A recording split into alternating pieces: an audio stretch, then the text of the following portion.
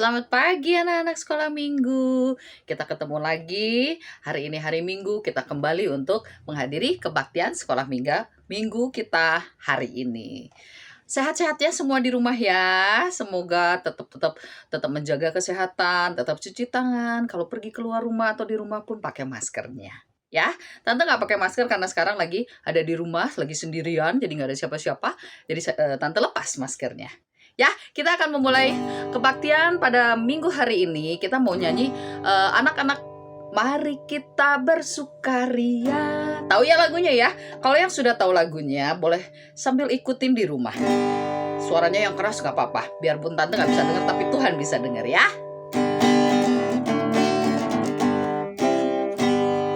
Mari kita bersukaria, karena ini hari bahagia. Kita berkumpul jadi satu. Puji Tuhan semesta itu, haleluya. Tepuk tangan, wajah berseri. Lupakanlah hati yang sedih. Bukankah Yesus berkata damai yang diberikan kita? Mari kita bersukaria. Sekali lagi, mari kita bersukaria, karena ini hari bahagia. Kita berkumpul jadi satu. Puji Tuhan semesta itu, haleluya. Tepuk tangan, wajah berseri.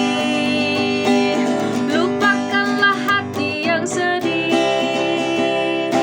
Bukankah Yesus berkata damai yang diberikan kita? Mari kita bersukaria. Kalau bersukaria, mukanya sedih atau pakai ketawa? Harusnya pakai ketawa ya.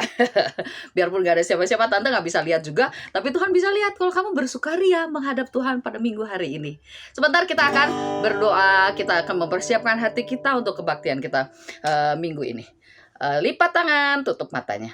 Tuhan Yesus, terima kasih kalau pagi hari ini kami boleh kembali menghadiri kebaktian sekolah minggu kami. Biarpun kami hanya melewati online seperti ini, tapi kami percaya Tuhan ada hadir di tengah-tengah kami. Terima kasih Tuhan Yesus untuk kesehatan, kekuatan yang Tuhan berikan. Kalau ada yang sakit pun Tuhan ada bersama dengan mereka, memberi kembali kesehatannya. Terima kasih Tuhan Yesus, pimpin sepanjang kebaktian hari ini. Di dalam nama Tuhan Yesus kami berdoa dan mengucap syukur. Amin. Nanti ceritanya tentang apa ya? Tapi ini lagu yang ini berhubungan dengan cerita yang nanti didengarkan oleh anak-anak semua. Ya, lagunya Tuhan cinta semua anak, semua bangsa. Mau bangsa apapun, ada yang berasal dari Papua, ada yang berasal dari Jawa, ada yang berasal dari Tionghoa, semuanya Tuhan sayang sama semua bangsa, sama semua anak Tuhan sayang. Kalau yang belum tahu lagunya ya, Tuhan cinta semua bangsa. Tuhan cinta semua bangsa. Jadi mau warna kulitnya seperti apa? Warna kulitnya ada yang putih, ada yang coklat, ada yang warnanya gelap. Itu nggak boleh. Kita, kamu gelap warna kulitnya, nggak boleh. Karena Tuhan cinta semua bangsa, Tuhan cinta semua warna kulit. Ya, kita mau nyanyi ya. Tuhan cinta semua bangsa, semua bangsa di dunia. Kuning, putih, dan hitam, semua dicinta Tuhan. Tuhan cinta semua bangsa di dunia.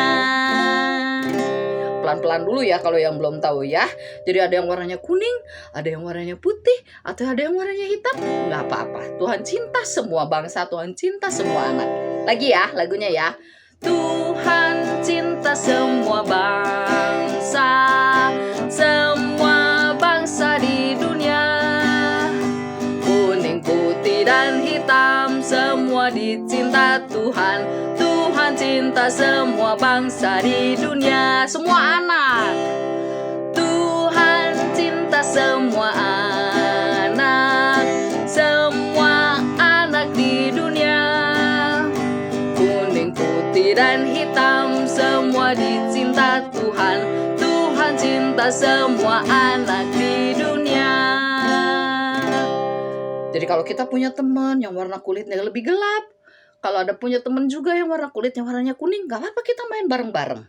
Ya, karena Tuhan menciptakan semua anak, semua bangsa itu Tuhan yang menciptakan. Oke, sebentar lagi kita mau kasih persembahan ya.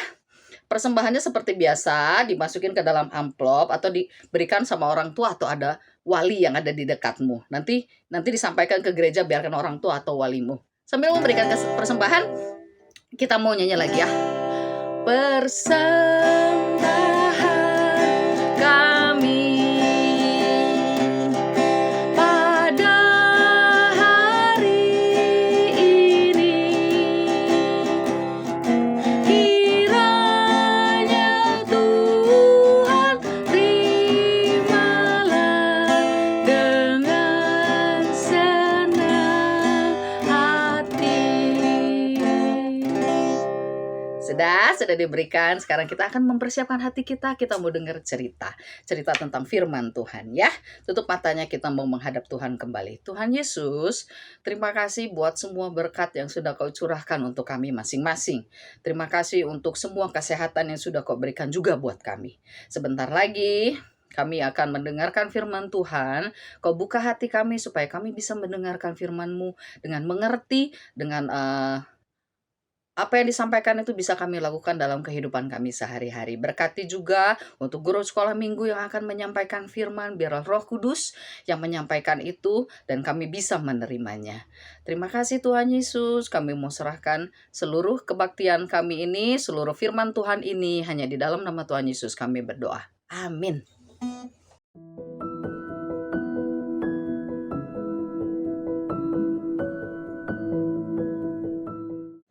Hai adik-adik, selamat hari Minggu.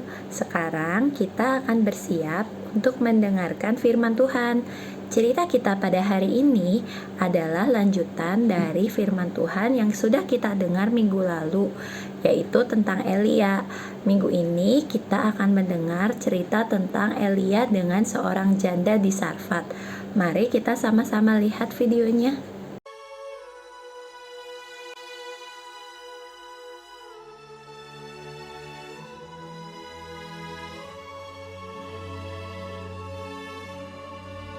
Elia. Ia melakukan seperti firman Tuhan. Ia pergi dan diam di tepi sungai Kerit.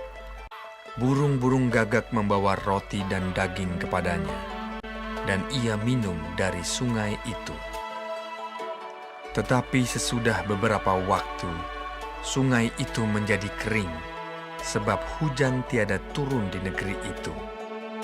Maka datanglah firman Tuhan kepada Elia. Bersiaplah, pergi ke Sarfat yang termasuk wilayah Sidon, dan diamlah di sana. Aku telah memerintahkan seorang janda untuk memberi engkau makan.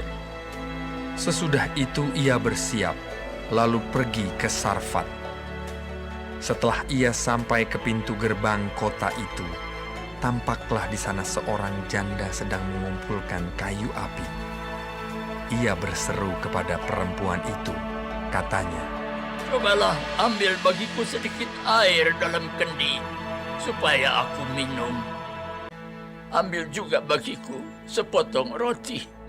Perempuan itu menjawab, "Demi Tuhan Allahmu yang hidup, sesungguhnya tidak ada roti padaku sedikit pun, kecuali segenggam tepung dalam tempayan dan sedikit minyak dalam buli-buli.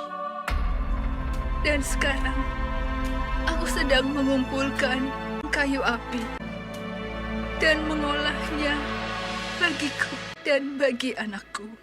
Dan setelah kami memakannya, maka kami akan mati." Tetapi Elia berkata kepadanya, "Janganlah takut. Pulanglah, buatlah lebih dahulu bagiku sepotong roti bundar kecil daripadanya, dan bawalah kepadaku. Kemudian barulah kau buat bagimu dan bagi anakmu. Sebab beginilah firman Tuhan Allah Israel.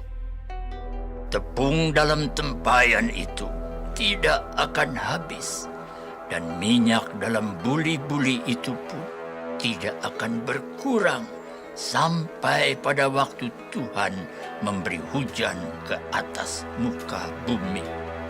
Lalu pergilah perempuan itu dan berbuat seperti yang dikatakan Elia.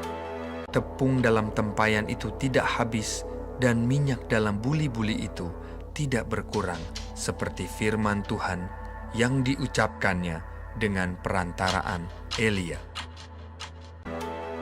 Maka perempuan itu dan dia serta anak perempuan itu mendapat makan beberapa waktu lamanya. Sesudah itu, anak dari perempuan pemilik rumah itu jatuh sakit, dan sakitnya itu sangat keras, sampai tidak ada nafasnya lagi. Kata perempuan itu kepada Elia, Apakah maksudmu datang kemari, ya abdi Allah?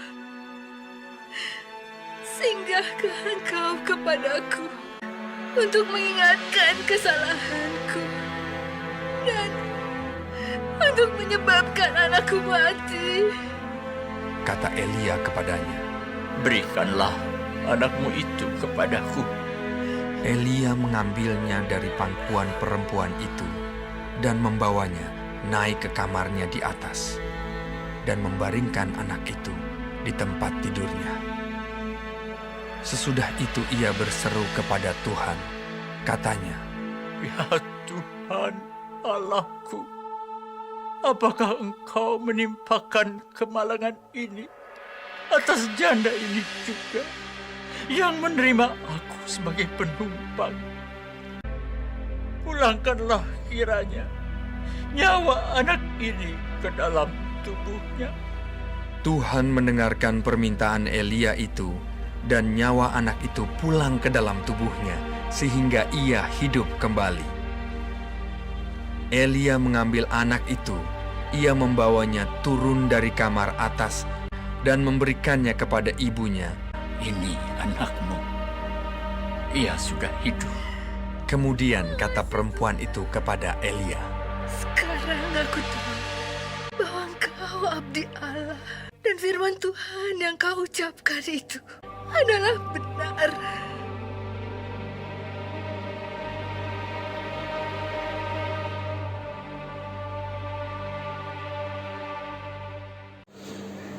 Nah, adik-adik, demikian cerita firman Tuhan yang kita dengar pada hari ini, yaitu cerita tentang Elia dan janda di Sarfat. Nah, dari firman Tuhan yang kita dengar tadi, kalau adik-adik mau baca di Alkitab, adik-adik bisa lihat di 1 Raja-Raja 17 ayat 7 sampai 16. 1 Raja-Raja 17 ayat 7 sampai 16 kalau adik-adik mau baca ceritanya di Alkitab. Nah, hari ini kita belajar bahwa Tuhan itu memberikan pengharapan bagi semua bangsa. Jadi bukan cuman untuk bangsa tertentu aja. Seperti tadi di cerita tadi ya, Elia itu diutus oleh Tuhan keluar dari zona nyamannya. Kalau Elia mau tinggal di zona nyaman itu apa? Artinya tempat di mana kita udah enak, tinggalnya udah enak, ketemu dengan orang-orang yang kita suka, melakukan kegiatan yang sudah biasa kita lakukan. Tapi Tuhan mengutus Elia keluar dari semua yang enak-enak itu. Dia diminta untuk pergi memberitakan firman Tuhan kepada bangsa yang belum kenal Tuhan. Nah, kalau kita disuruh untuk memberitakan tentang firman Tuhan ke bangsa yang belum kenal Tuhan, itu pasti nggak enak adik-adik, karena di situ kita harus berhadapan dengan orang-orang yang mungkin nggak setuju sama kita, orang-orang yang mungkin menolak kita, tapi Elia tetap menjalaninya. Dan bahkan dia juga mau menolong seorang janda di Sarfat. Di Sarfat itu orang-orangnya belum kenal Tuhan, tapi Tuhan memberi pengharapan buat orang-orang, sekalipun di tempat tersebut orang-orangnya belum kenal sama Tuhan. Nah, sama nih seperti kita sekarang.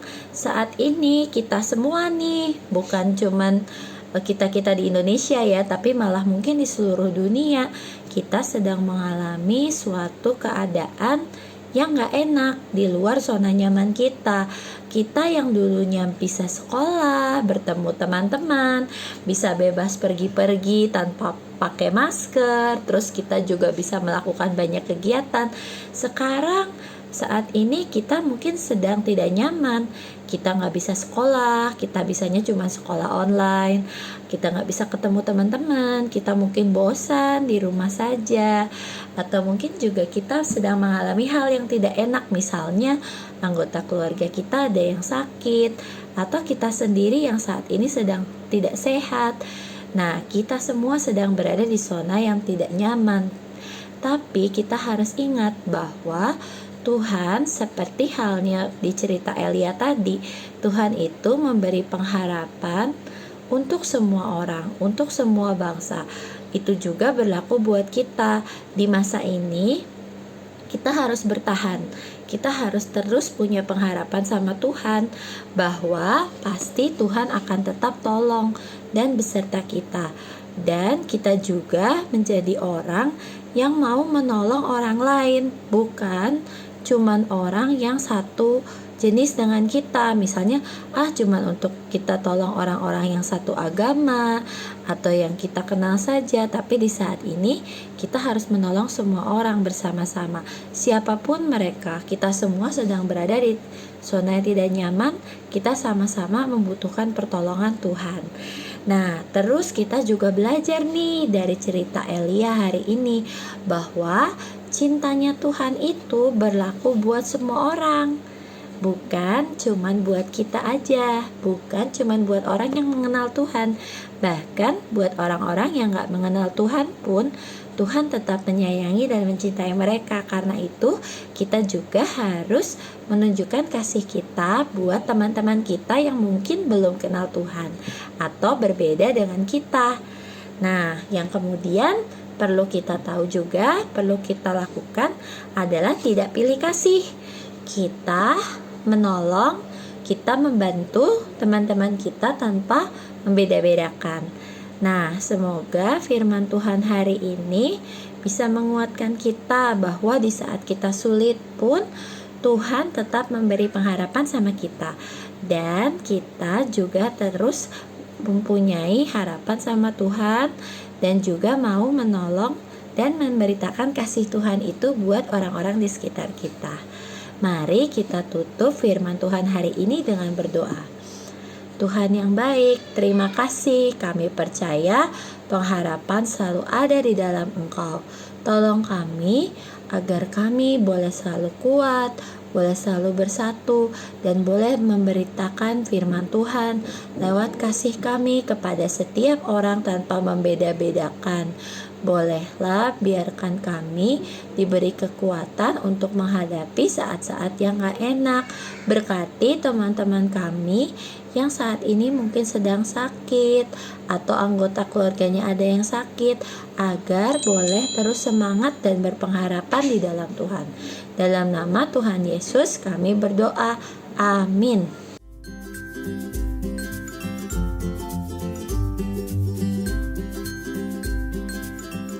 Hai adik-adik, aktivitas kita hari ini adalah kita mau membantu Elia untuk menemukan jalan ke rumah janda di Sarfat.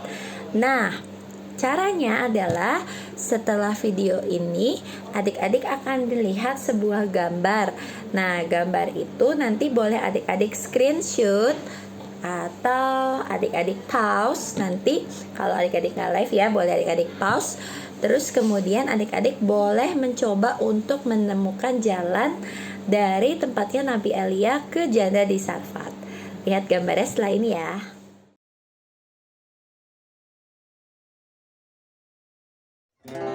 Sekolah minggu sudah selesai. Sampai ketemu lagi minggu depan. Tuhan Yesus memberkati.